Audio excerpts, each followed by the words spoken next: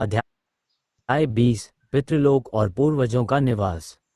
गरुड़ पुराण का 20वां अध्याय पितृलोक के रहस्य को प्रकट करता है। यहाँ भगवान विष्णु गरुड़ जी को बताते हैं कि श्राद्ध और तर्पण के माध्यम से पूर्वज किस लोक में पहुँचते हैं और वहाँ उनकी स्थिति कैसी होती है। यह अध्याय इस बात पर विशेष प्रकाश डालता है कि मनुष्य और उसके पूर्वजों के बीच का संबंध केवल जन्म तक सीमित नहीं, बल्कि मृत्यु के बाद भी बना रहता है।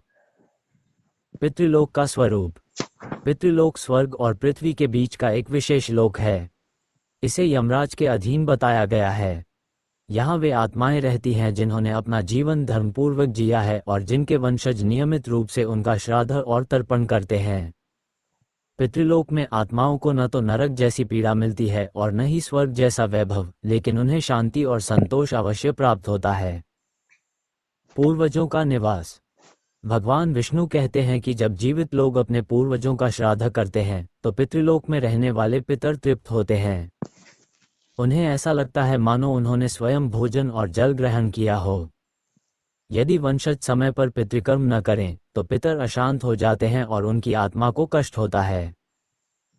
पितृऋण और उसका महत्व। गरुड़ पुराण स्पष्ट कहता है कि प्रत्येक मनुष्य 3 ऋण लेकर जन्म लेता है: देवऋण, ऋषिऋण और पितृऋण। देवऋण यज्ञ पूजा से, ऋषिऋण ज्ञान और शिक्षा से, और पितृऋण श्राद्ध और संतानोत्पत्ति से चुकता होता है। यदि कोई मनुष्य पितृऋण को नहीं चुकाता तो उसकी आत्मा पर भी बंधन बना रहता है। पितृलोक की व्यवस्था। इस लोक में पितर अपने कुल के लोगों की प्रतीक्षा करते हैं। जब श्राद्ध या तर्पण होता है तो वे तृप्त होकर अपने वंशजों को आशीर्वाद देते हैं। कहा जाता है कि पितरों के आशीर्वाद से ही घर में संतान सुख, दीर्घायु और समृद्धि प्राप्त होती है। इसके विपरीत यदि पितर असंतुष्ट रहते हैं तो वंश में रुकावटें, रोग और मानसिक अशांति बढ़ती है। पितृलोक की अवधि।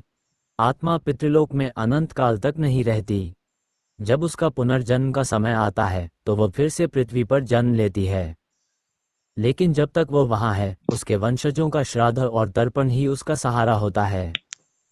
यही कारण है कि शास्त्रों में पितृपक्ष का विशेष महत्व बताया गया है। मुख्य संदेश।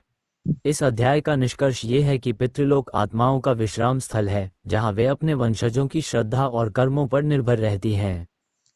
भगवान विष्णु कहते हैं, हे गरुड़, जो व्यक्ति अपने पितरों का सम्मान करता है और श्राद्ध के माध्यम से उन्हें तृप्त करता है, उसके जीवन से सभी बाधाएं दूर होती हैं और उसे धर्म, अर्थ और काम की सिद्धि प्राप्त होती है।